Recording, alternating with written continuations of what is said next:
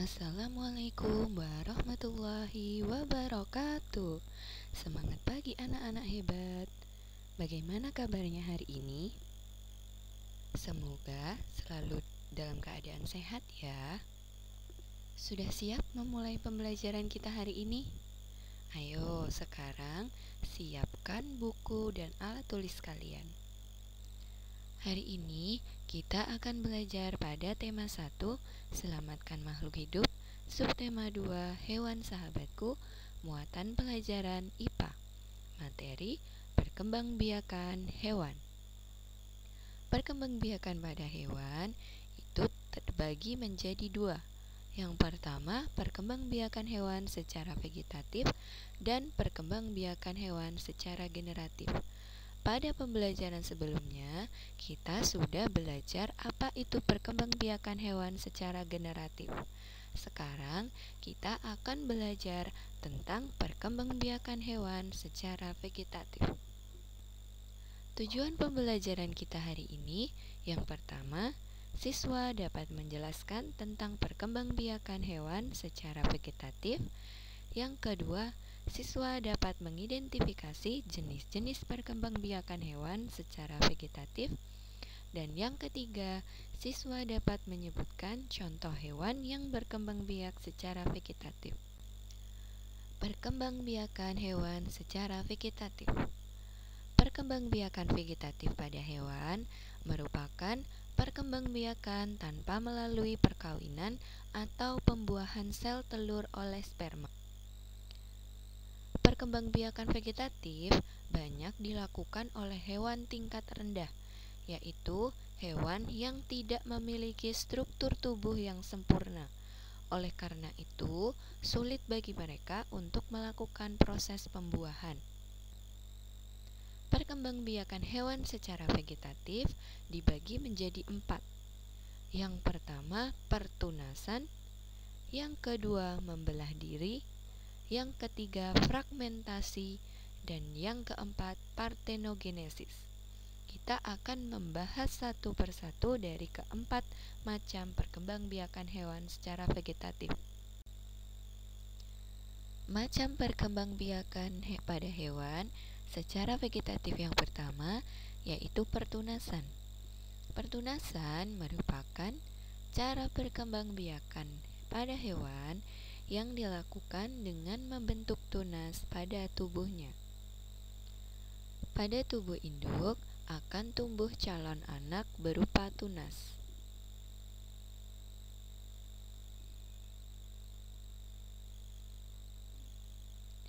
Tunas tersebut akan terus tumbuh dengan menempel pada induknya hingga dewasa.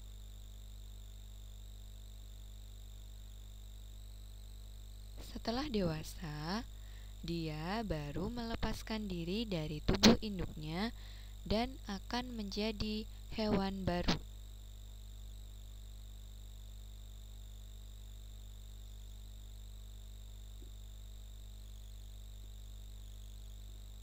Organisme baru yang terbentuk merupakan hasil cloning dari induknya sendiri dan secara genetik memiliki susunan gen yang sama dengan induknya. Hewan yang berkembang biak dengan cara pertunasan adalah Hydra, Porifera, dan Solenterata.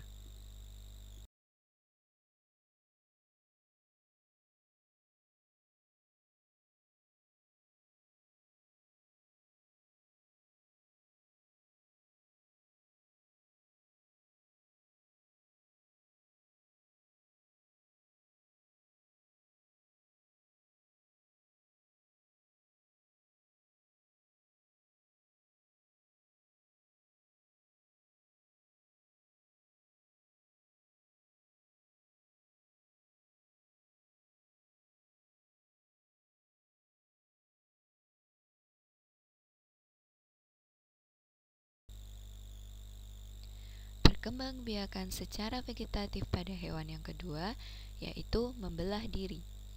Hewan yang berkembang biak dengan cara membelah diri akan membagi tubuhnya menjadi 2 bagian yang sama.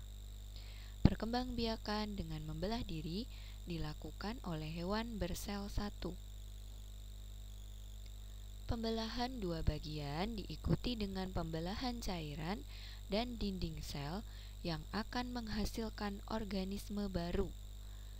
Contoh hewan yang berkembang biak dengan cara membelah diri adalah amuba, protozoa, dan paramecium. Contoh di samping itu adalah contoh hewan amuba. Perkembangbiakan secara vegetatif yang berikutnya yaitu fragmentasi. Fragmentasi adalah cara berkembang biak pada hewan dengan teknik memutuskan bagian tubuhnya atau memotong tubuhnya untuk membentuk organisme baru. Contoh hewan yang melakukan fragmentasi adalah cacing pipih atau planaria dan cacing pita. Sekarang ayo kita perhatikan ilustrasi tentang fragmentasi pada video berikut ini. Fragmentasi adalah perkembangbiakan hewan dengan cara melakukan pembelahan pada bagian tubuhnya. Misalnya, kalau kita memotong cacing menjadi dua bagian, maka dari sana akan muncul cacing baru. Mereka akan mengalami yang namanya proses regenerasi atau penggantian bagian tubuh yang hilang. Seekor cacing planaria bisa dipotong sampai 279 bagian dan masing-masing menjadi cacing planaria baru. Kok bisa? Hal tersebut bisa terjadi karena cacing planaria mempunyai stem cell yang mempercepat proses regenerasi. Stem sel dewasa yang disebut neoblast membuat planaria dapat beregenerasi. Sel-sel ini dapat membantu setiap jenis sel yang dibutuhkan untuk membentuk tubuh cacing. Satu lagi keunikan dari cacing ini adalah mampu menyembuhkan luka dengan waktu yang cepat. Diperkirakan hanya membutuhkan waktu 30 menit.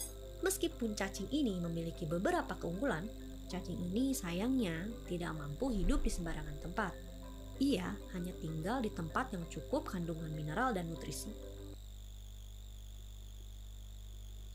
Nah, itu tadi adalah ilustrasi tentang cacing planaria.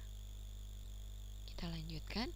Perkembangbiakan secara vegetatif pada hewan yang terakhir yaitu partenogenesis. Perkembangbiakan secara partenogenesis terjadi ketika induk baru atau anak lahir dari sel telur ovum tanpa harus dibuahi oleh sel sperma. Contohnya adalah lebah. Ratu lebah dapat menghasilkan anak lebah tanpa terjadinya proses pembuahan. Selain lebah, contoh lain yaitu hewan komodo. Nah, itu tadi materi kita hari ini. Selanjutnya, kalian perhatikan dan mengikuti instruksi dari ibu guru selanjutnya ya. Jangan lupa tetap semangat belajar dari rumah. Terima kasih.